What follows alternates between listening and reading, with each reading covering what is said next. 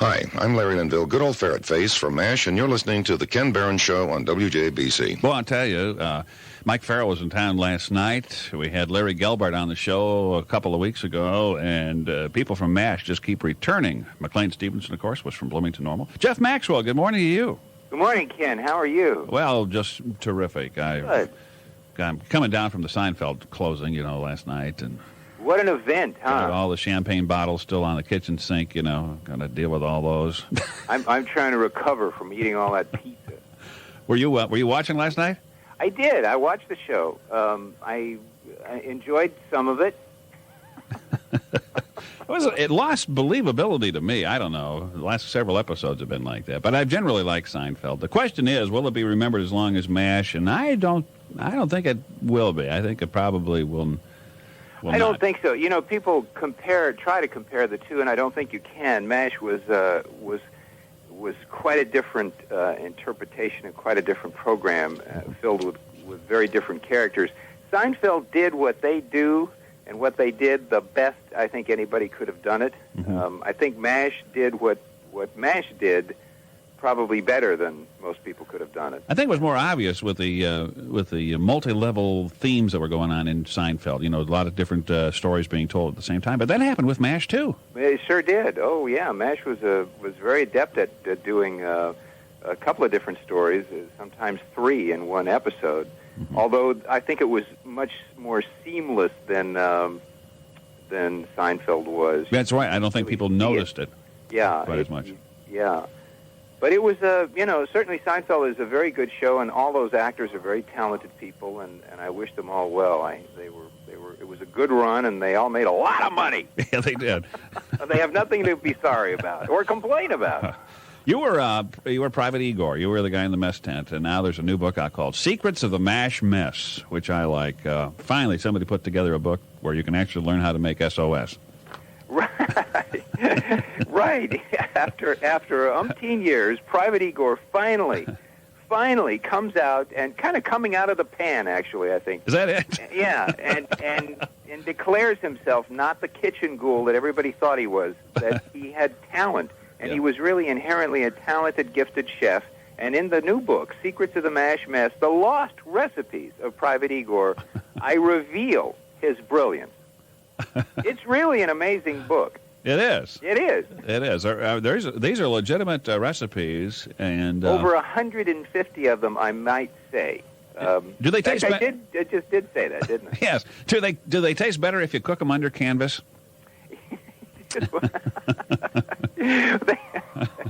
And they taste a lot better with gunfire in the background, too. Is that right? Yeah. Where did you get the recipes? I know you like food. You like food a lot, don't you? I love to eat. And when you love to eat, you kind of have to learn how to cook because you want to eat the stuff that you really like and make it taste the way you like it. Mm-hmm. So I said this. I can't talk this morning. I sat down and spent a lot of time and developed all these recipes. And my wife and I ate them all. Mm-hmm. We had a little help from some of our friends and from a fellow named Frankie Carlisle here in Tarzana, California.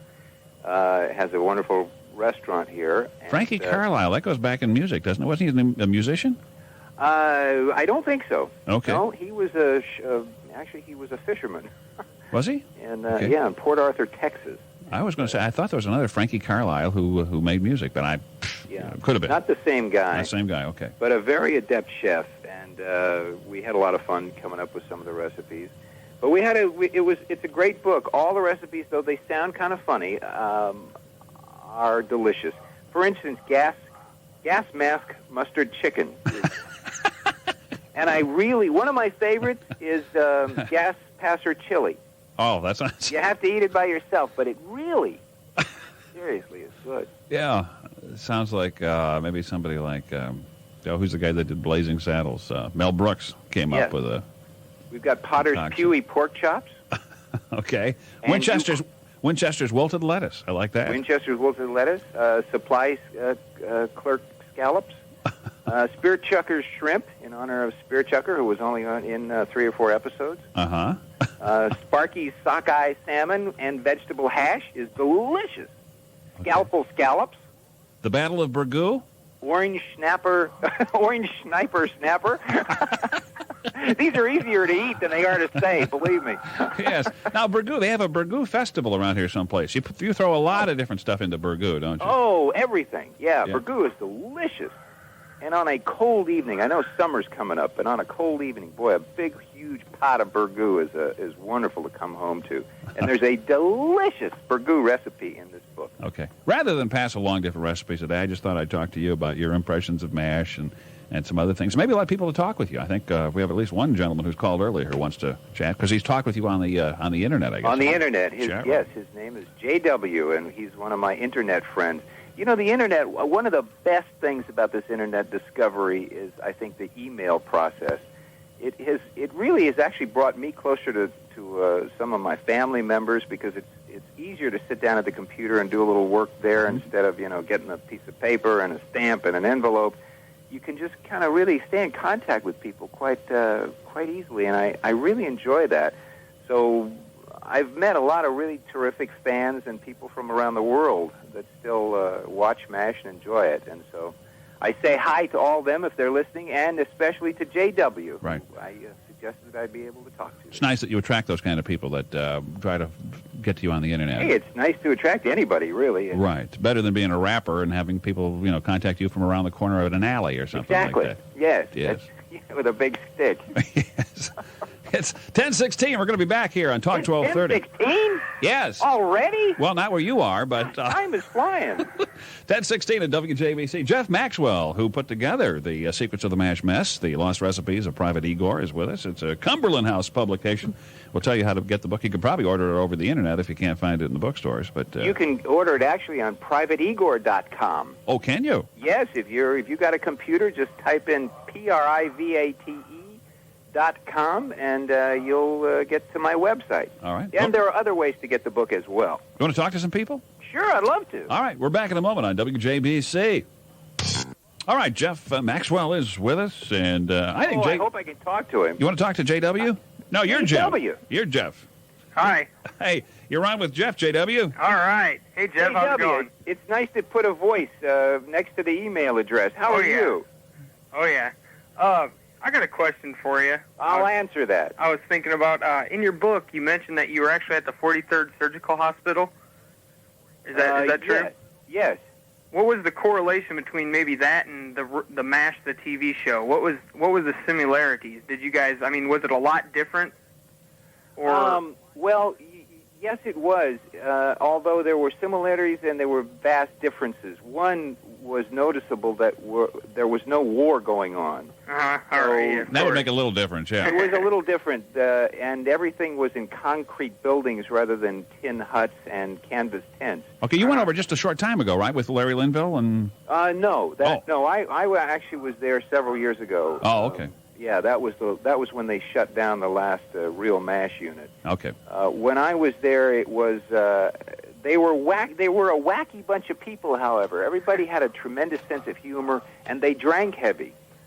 Surprise. However, there wasn't the tension, I think, that certainly would have been there during a war period. So they were much more relaxed, but still had kind of a wacky spin on whatever they did and said. So there were you could certainly see the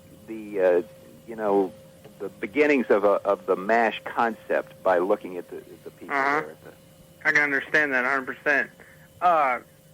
When the last episode was rolling around, okay, I heard you say you watched the last episode of Seinfeld. I didn't because I was at that Mike Farrell benefit yesterday. What was it like to know that it was ending? Like it's all over now. I felt really sad. Certainly, it was a job. There's a lot of people when you watch a show think it's all about kind of the personality of the show, and everybody's caught up in kind of the bubble of show business. Mm-hmm. Really, actors are hired, and they're hired guns. And when you're working, you're working. And so it's like with any other job that you enjoy or that you have an affinity with. When somebody says, "Hey, your job is over," you're going to go, "Well, gee, I kind of regret that. I really like doing this job, and I hate to see it end." But then you kind of kick in and you go, "Okay, what's next?" Right. Because actors are sort of nomads.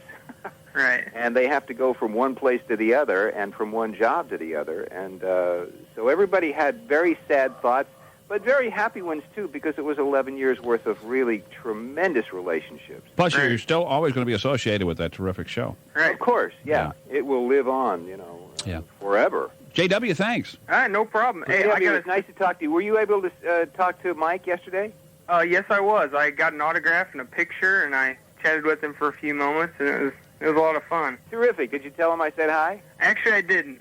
Oh, okay. Well, next I trip. wanted to, but there was a lot of people in line, and he was pushing, and so I didn't want to take up all his time and everything. I would have liked to sit there and talk to him for hours. I hope they had a good crowd. It was for the Red Cross last night. Yeah, it was a good crowd. I think there's close to 300, 250 to 300, somewhere in there. Great. Thanks for calling. Great. Yeah, thank you. Very nice talking to you. Nice talking to you, too. Pleasure. Jeff Maxwell's on the line. Good morning. Anybody over here? Hello. You're on the air. Yes. Are you the short cook or the tall cook? I'm the tall cook. You're the tall cook. Okay. I'm the tall guy. Okay. The short guy was named Roy Goldman. His name is still Roy Goldman. It still is. And we used to have a lot of fun together because he had a tremendous sense of humor. In fact, he's a little bit shy. Mm-hmm. And had he not been as shy as he is, he would have been another Mel Brooks.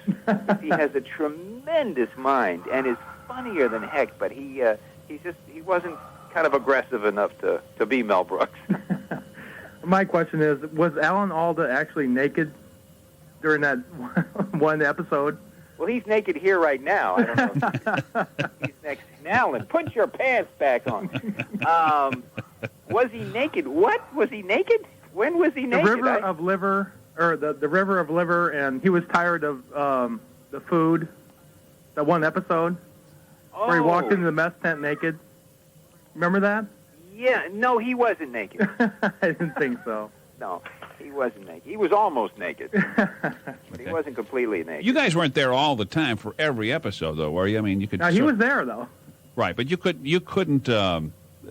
Well, they couldn't use all of you at once, could they? I mean, they shot certain scenes, so you all. No, everybody wasn't there all the time. Right. Even when you're shooting a show, shows are shot in segments. Right. You try and follow the sequences of the scenes as close as you can, but sometimes you don't. So they're shot out of sequence often. Right.